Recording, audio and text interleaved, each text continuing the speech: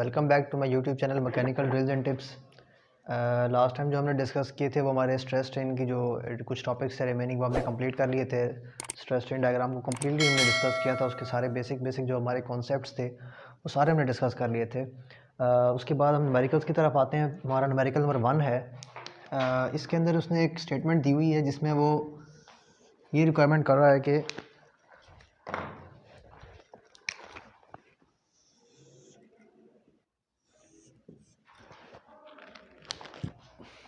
A coin chain of a crane is required to carry a maximum load of 50 kilo Newton.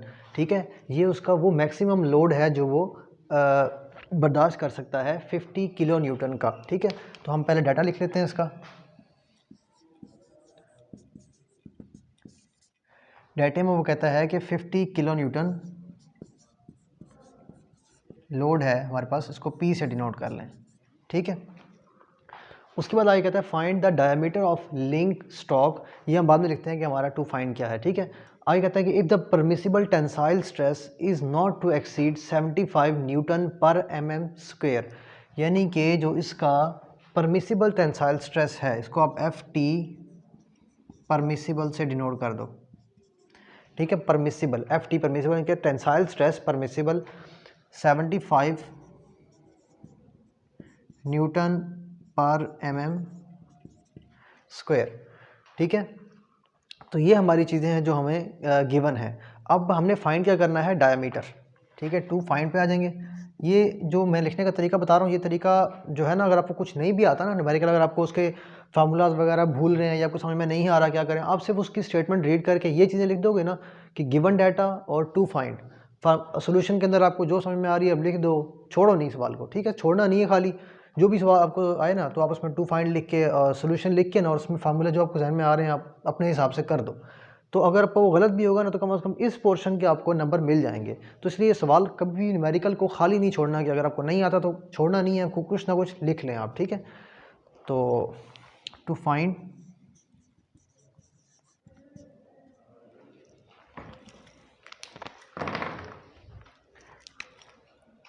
अब जिस तरह जो आपको find करना है डायमीटर। ठीक है,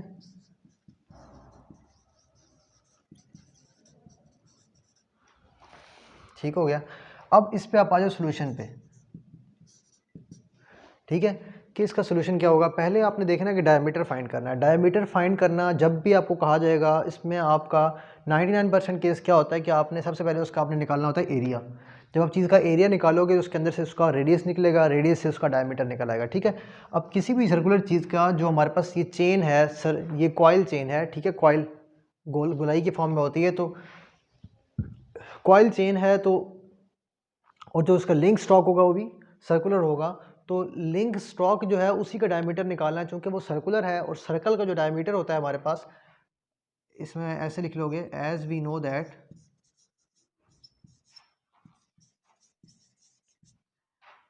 क्या चीज़ के area of circle is equal to pi r square. ठीक है, अब आर जो है हमारे पास ये होता है d/2। ठीक है, डायमीटर के हाफ के इक्वल होता है। तो अब यहाँ पर अगर इसको डायमीटर का हाफ करोगे तो क्या बनेगा, ये अगर यहाँ पर मैं इस d/2 यहाँ पर पुट करूँगा तो ये बन जाएगा पाई d²/4।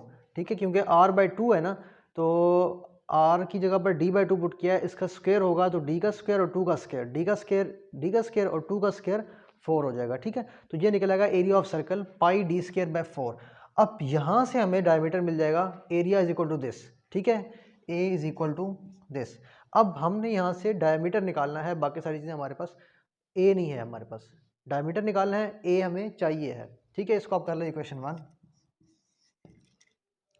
अब आप आओगे दूसरे ऑप्शन की तरफ जो आपके पास चीज़ें मौजूद हैं। ठीक है, ये टेंसाइल स्ट्रेस आपके पास गिवन है, परमिसिबल टेंसाइल स्ट्रेस। इसका स्ट्रेस का फार्मूला हमने क्या पढ़ा था, टेंसाइल स्ट्रेस का फार्मूला हमने पढ़ा था लोड पर यूनिट एरिया। ठीक है, यहाँ से आपने, आपके पास ये भी गिवन है, ये भी गिवन है, दोनों चीज़ें गिवन है। इसको एरिया आप निकाल सकते हो, कैसे निकलेगा, इस एरिया को उधर ले आओ, इसको उठा के इसकी जगह पर ले आओ। ठीक है, तो ये बन जाएगा a is equal to P/L F T, ठीक है। अब इसमें वैल्यूज पुट करो, ठीक है। P कितना है 50 और FT कितना है हमारे पास 75, ठीक है। अब इसमें एक और चीज़ देखो, ये भी चीज़ का ख्याल करना होता है, न्यूमेरिकल में अक्सर हम मिस करते हैं। ये न्यूटन के अंदर है, न्यूटन पर mm स्क्वायर, और ये किलो न्यूटन के अंदर है। तो इसको या आप न्यूटन में कर दो या इस न्यूटन को किलो न्यूटन में कर दो, यूनिट सेम होनी चाहिए। जिस तरह भी न्यूटन है ना, इसको आप किलो न्यूटन है, इसको आप न्यूटन में कन्वर्ट कर दो, ये बन जाएगा 50 और किलो जो होता है वो एक्सपोनेंशियल 3 होता है, तो ये एक्सपोनेंशियल 3 न्यूटन बन जाएगा, ठीक है। ये यूनिट भी सेम होगी, अब ये न्यूटन होगा, ये भी न्यूटन होगा, बाकी mm स्क्वायर तो है ही है। तो अब इसकी वैल्यू चेंज होगी, क्या बन जाएगी, एक्सपोनेंशियल 3 भी आ जाएगा इसमें, ठीक है। बाकी इसकी आप कैलकुलेशन करोगे, यहाँ से आपका मतलब 6,666 mm, और एरिया का यूनिट क्या होता है, स्क्वायर, ठीक है। एरिया का होता है यूनिट मीटर स्क्वायर या mm स्क्वायर, हमने चूंकि यूनिट लिया है मिलीमीटर के अंदर, तो आंसर भी मिलीमीटर में आएगा, मिलीमीटर स्क्वायर, ठीक है। 666 मिलीमीटर स्क्वायर आपका, ये आपका निकल आएगा एरिया, ठीक है। हमने एरिया निकाल लिया। अब इस एरिया को आपने यहाँ पर इस जगह पर पुट करना है, ठीक है। अब फार्मूला क्या लिखा हुआ, हमने लिखा था एरिया इज इक्वल टू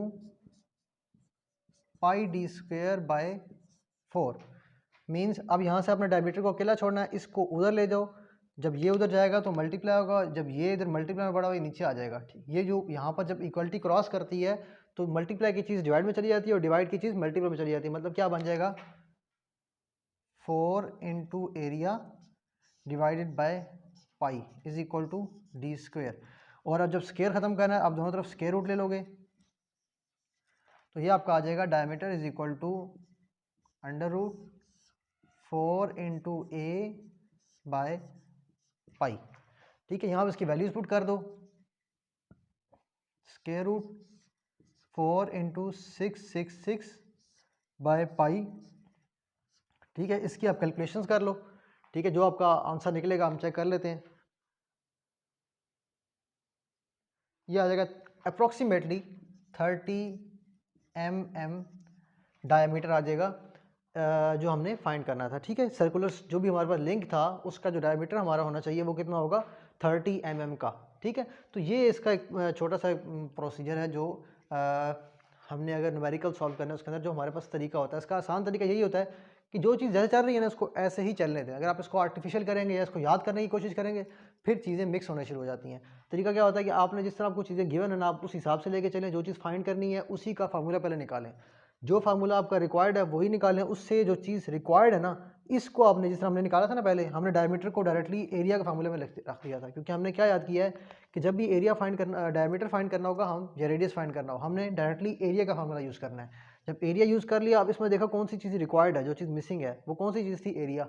इस एरिया को फाइंड करने के लिए फिर हमने जो हमारे पास जो दो चीज़ें गिवन थी, स्ट्रेस की और लोड गिवन था, हमने वहाँ से एरिया निकाल लिया और उस एरिया को वापस इसमें पुट किया और हमारा आंसर निकल आया, ठीक है। तो ये था न्यूमेरिकल 1। इंशाल्लाह नेक्स्ट लेक्चर में जो है हम न्यूमेरिकल नंबर 2 डिस्कस करेंगे, और ये जो है वो हमारी हम तरतीब से ही चल रहे हैं, उस हिसाब से चैप्टर 2 जो है वो एंडिंग की तरफ जा रहा है। तो अगर आप इसके अलावा कोई टॉपिक चाह रहे हैं हाइड्रोलिक्स का, मशीन डिज़ाइन का, या स्ट्रेंथ ऑफ मटेरियल, या किसी भी हमारे जो मैकेनिकल के सब्जेक्ट्स हैं उसमें से किसी भी सब्जेक्ट का आप थोड़ी सी अगर एक्सप्लेनेशन चाह रहे हैं तो आप कमेंट में मुझे उस टॉपिक का नाम बता दें, तो बीच में हम जो है वो एक लेक्चर अलग से रख के उसको भी डिस्कस कर लेंगे। और इसके अलावा अगर आप मतलब कि हमारे जो मशीन डिज़ाइन से ही इस सब्जेक्ट के अंदर कोई आगे का टॉपिक है समझना चाह रहे हैं वो बता दें। वो होता है अक्सर अक्सर लोगों के इंटरव्यूज़ होते हैं, टेस्ट की तैयारी करनी होती है, उसके लिए उनको चाहिए होता है कि भाई हमें कुछ लेक्चर मिल जाए, कोई पॉइंट मिल जाए, कॉन्सेप्ट। हम यहाँ पर सिर्फ कॉन्सेप्ट डिस्कस करते हैं, लंबी चौड़ी हमारी कोई डिटेल नहीं होती है, छोटे छोटे कॉन्सेप्ट डिस्कस करते हैं जो अक्सर बच्चों को नहीं पता होते, जो बच्चों को मैकेनिकल के स्टूडेंट्स हैं उनको पता होने चाहिए। तो चैनल को अगर आपने अब तक लाइक नहीं किया, सब्सक्राइब नहीं किया, सब्सक्राइब करें, बेल आइकन को भी लाजमी दबाएं ताकि अगर कोई भी हम वीडियो अपलोड करें तो उसका नोटिफिकेशन जो है वो आपको मिल जाए। Thank you very much. अल्लाह हाफिज़।